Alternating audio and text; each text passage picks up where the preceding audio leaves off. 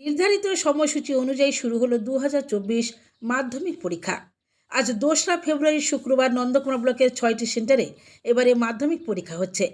ঠেকুয়াচক চক্রের মল্লিক চক, চকশিমুলিয়া দক্ষিণ আরকেল্লা, মহিষাদল পশ্চিম চক্রের শ্রীকৃষ্ণপুর, খঞ্চি আদর্শ বিদ্যাপীঠ, ব্যবতারহাট আদর্শ হাই স্কুল।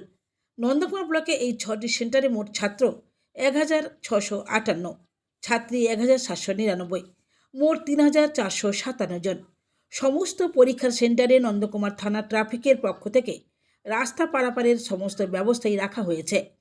পরীক্ষা চলাকালীন ভারী যানবাহন চলাচল করা যাবে না, জানালেন নন্দকুমার থানা ট্রাফিক এএসআই গোপালচন্দ্র মাইতি। নন্দকুমার থেকে নিজস্ব প্রতিনিধি, সংবাদ কর্নার।